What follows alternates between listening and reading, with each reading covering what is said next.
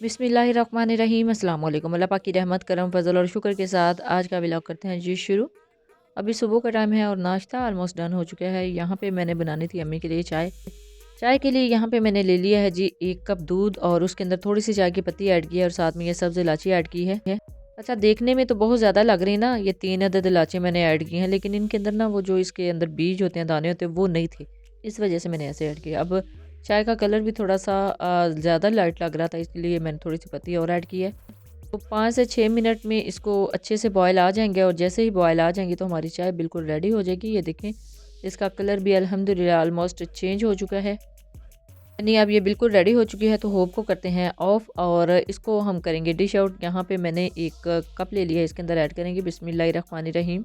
देख लीजिए अल्हम्दुलिल्लाह कितना ज़बरदस्त इसका कलर है, बिल्कुल परफेक्ट, ना बहुत ज़्यादा लाइट है और ना ही बहुत ज़्यादा डार्क है। अब दोपहर का टाइम हो गया था तो मैंने यहाँ पे बेक किया था केक। इसकी कंप्लीट रेसिपी आपको मेरे इस YouTube channel Punjabi food and travel से मिल जाएगी और उसके साथ मैंने चाय बना ली थी। अच्छा, जब इसको मैंने स्लाइस कटिंग में कट किया ना तो ये बहुत ज़्यादा राइज़ हुआ था। जितना मोल्ड है ना, मोल्ड से ज़्यादा ये बाहर आ रहा था, तो इस वजह से इसकी जो राइजिंग है बहुत ज़्यादा हुई थी। बहुत सॉफ्ट और बहुत ही मज़े का केक है जी। ये टूटी फ्रूटी केक है और इसकी कंप्लीट रेसिपी भी नेक्स्ट मैं इंशाल्लाह शेयर करूँगी, आप ज़रूर देखिएगा। अब मैं आ गई थी जी ऊपर वाले पोर्शन में। मार्बल का काम ऑलमोस्ट कंप्लीट हो चुका है, मार्बल अल्हम्दुलिल्लाह लग चुकी है। तो स्कार्टिंग रह गई है, इंशाल्लाह नेक्स्ट डे स्कार्टिंग भी हो जाएगी। और ये है जी फाइनल अम्मी का रूम।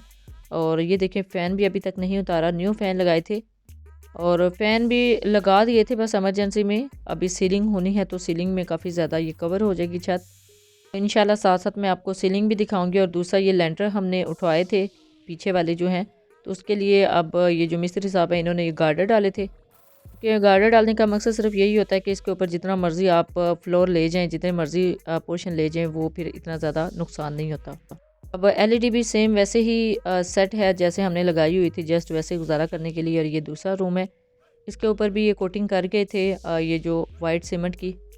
तो वाइट सीमेंट की कोटिंग यहाँ पे भी हो चुकी है। और यहाँ पे भी ये देखें, फ़ैन वैसे का वैसे ही, ये बिल्कुल न्यू फ़ैन था। अब ये फ़ैन थोड़ा सा यूज़ होता रहा ना, तो ये अभी गंदा था, इसको साफ़ नहीं किया था, क्योंकि हमारा यही इरादा था कि एक दफ़े इनको साफ़ करके पैक करके रखते हैं। बस टाइम ही नहीं लगा इनको साफ़ करके उतार के पैक करने का। बस यही सोचा है कि जैसे ही सीलिंग होगी तो इंशाल्लाह इनको भी उतार के साफ़ करेंगे और साथ में पैक कर देंगे उतनी देर तक। और सीलिंग के साथ ही इनको भी अटैच कर देंगे अगेन। ये नेक्स्ट रूम है जी। और ये देखिए, इसका फ़ैन भी वैसे का वैसे ही है। और अब एक पोर्शन के ना हमने एक जैसे फ़ैन मैंने ऑर्डर किए थे, यानी ये इंडस कंपनी के हमने फ़ैन मंगवाए थे। ये आ गए हैं जी किचन कैबिनेट। और काम स्टार्ट होने से पहले ना ये मैं करके यहाँ से गई थी कि इनको मैंने रैप कर दिया था, क्योंकि अभी किचन का काफ़ी ज़्यादा काम रहता था। अभी ये बैक साइड पे जो चाइनीज़ टाइल्स हैं और साथ में मोटिव्स हैं वो भी लगने थी। ये तो सहन में लग गया ना ये बॉर्डर, और अभी कुछ बच गया था, अभी कुछ काम भी रहता था, इस वजह से इन्होंने एक्स्ट्रा जो पीसेस है यहाँ पे रख दिए हैं। ये डिज़ाइन हॉल के लिए सिलेक्ट हुआ है, हॉल में लगना था साइड्स पे। और जब इसकी बुकिंग करवाई थी ना मार्बल की, जब मैंने पेमेंट की थी, तब इसमें ये ऐड नहीं था, बाद में इंक्लूड करवाया था। और वो भी मैंने कह कह के इंक्लूड करवाया था, क्योंकि हॉल में इस तरह की चीज़ें अच्छी लगती हैं। सिंक के लिए जगह छोड़ी है, सिंक भी न्यू लगना था। ये पहले बॉल लगा हुआ था, इसको निकाला है, तो अब सिंक भी न्यू लगना है। और चाय के कप्स आपको नज़र आ रहे थे, ये मिस्त्री साहिबान के लिए ऊपर भेजते हैं डेली 2 टाइम। अच्छा, बाकी काम तो हो गया था अल्हम्दुलिल्लाह यहाँ पे मार्बल का भी, लेकिन कैबिनेट्स अभी रहते हैं, वुडन का काम बाद में होगा। तो पहले सारा अभी स्लैब्स लगेंगी, स्लैब्स भी अल्हम्दुलिल्लाह आ चुके हैं, वो भी मैं आपको दिखाऊंगी। और ये है जी टोटली हॉल। और हॉल के बाद अब बहुत ज़्यादा यहाँ पे प्रॉब्लम देखने को मिल रही थी। ये वॉशरूम हमने बनवाए थे, तकरीबन 2 साल से ऊपर इनको अरसा हो गया है बने हुए। और अभी थोड़ा सा प्रॉब्लम हमें फेस करना पड़ रहा था कि इसके जो नीचे पाइप्स हैं, जो सेवरेज है, वहाँ से बाहर की साइड पे और नीचे लेंटर के ऊपर पानी लीक हो रहा था।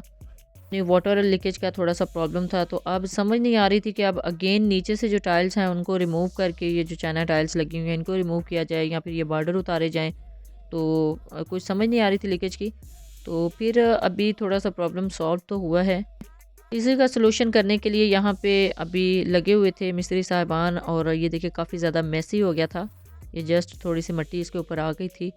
अदरवाइज़ साफ़ करने के बाद ये बहुत ही अच्छे लगते हैं। और ये एट अ टाइम 2 वॉशरूम हमने बनवाए थे, सेम एक डिज़ाइन के बनाए थे, जस्ट कलर का डिफरेंस था। क्योंकि जब इसकी सिलेक्शन हो रही थी ना, तो भाई ने मुझे ये इनके फुटेज भेजी थी उस शॉप से, तो मैंने कहा था स्किन में करवा लें, क्योंकि अगर हम नेक्स्ट टवीरा मार्बल लगवाते हैं तो फिर वो शेड मैच हो जाएगी। लेकिन जब ये सामान टाइल्स का घर आया ना, तो इनका कलर डिफरेंट था। मुझे बाद में अच्छे लगे थे कि एक में ग्रे शेड है और एक में स्किन शेड है। तो ये तब के बने हुए हैं और अब इनको तो रिमूव करने की ज़रूरत नहीं थी। बाकी अभी ये मार्बल का काम ही चल रहा था। सीढ़ियों का मार्बल रहता है और ये रेलिंग अगेन चेंज करवानी है, इसको स्टील में करवाना है। बाकी इस साइड को उन्होंने छोड़ दिया क्योंकि मार्बल में कलर में थोड़ा सा डिफरेंस आ गया था। कलर हमने लाइट शेड सेलेक्ट की हुई है, लेकिन जब मार्बल इकट्ठा लिया ना, तो वो थोड़ा सा कलर डार्क आ गया था, फिर इस वजह से यहाँ से छोड़ना पड़ा। और दूसरा ये जो सेवरेज है, जो नीचे लीकेज का मसला है, इनको भी सॉल्व करना था। फ्लोर के ऊपर ये वेंटिलेशन के लिए जंगला नज़र आ रहा है, इसको भी थोड़ा सा ऊंचा करना था ताकि इसको वॉश करते हुए पानी नीचे ना जाए और सीलिंग ख़राब ना हो नीचे वाले पोर्शन की। जी नेक्स्ट भी मैं आपके साथ शेयर करती रहूँगी कि काम कहाँ तक पहुँचा है। अभी हो गई थी दोपहर। बिस्मिल्लाहिर्रहमानिर्रहीम। यहाँ पे मैं बना रही थी क्रीमी फ्रूट सैलड की रेसिपी। इसमें काफ़ी ज़्यादा फ्रूट्स ऐड्स होते हैं और साथ में मकरोनी भी मैंने ऐड कर ली थी। और इसके जो सॉस है बहुत ही मज़े की बनती है। इसकी कंप्लीट रेसिपी आपको मेरे इसी YouTube channel Punjabi food and travel से मिल जाएगी इंशाल्लाह। नेक्स्ट मैं वो शेयर कर दूँगी आपके साथ कंप्लीट रेसिपी। तो दोपहर में मैं ये सैलड बना रही थी। बहुत ही मज़े की ये सैलड, क्रीमी सैलड बन जाती है और फ्रूट्स जितने ज़्यादा ऐड करेंगे ना, उतना ही ज़्यादा इसका टेस्ट आएगा। बिस्मिल्लाहिर्रहमानिर्रहीम। अब इसके अंदर ऐड करेंगे क्रीमी सॉस। और इस क्रीमी सॉस में मैंने क्या क्या ऐड किया है, क्या क्या इंग्रेडिएंट्स गए हैं, वो सारे डिटेल्स के साथ आपके साथ शेयर करूँगी इसकी कंप्लीट वीडियो में। अच्छा जी, इस रेसिपी की सबसे बेस्ट बात मुझे यही लगती है कि इसके अंदर जो फ्रूट्स ऐड किए ना, इसकी कटिंग बहुत छोटी होती है, बहुत ही ज़बरदस्त लगती है। अच्छा जी, इसके अंदर जितने फ्रूट्स ऐड हुए ना, इनकी कंप्लीट कटिंग भी मैं आपके साथ शेयर करूँगी, क्योंकि बहुत ज़्यादा बड़ी मिस्टेक यहाँ पे यही की जाती है कि जो फ्रूट कटिंग का साइज़ है बहुत बड़ा रखा जाता है। और आप देख लेना कि इसके अंदर जितनी मैंने मकरोनी ऐड की है वो बहुत छोटे साइज़ की है। नहीं, इसके अंदर जो मैंने मकरोनी ऐड की है ना, वो एक शेप में नहीं है, वो 4 शेप्स में है। ये डिफरेंट मैंने मकरोनी ली है और उसको बॉयल करके इसके अंदर ऐड किया है। अब इसके अंदर ऐड करते हैं जी टूटी फ्रूटी। टूटी फ्रूटी का जायका, टूटी फ्रूटी का जो कलर है, इस फ्रूट सैलड रेसिपी में बहुत अच्छा लगता है।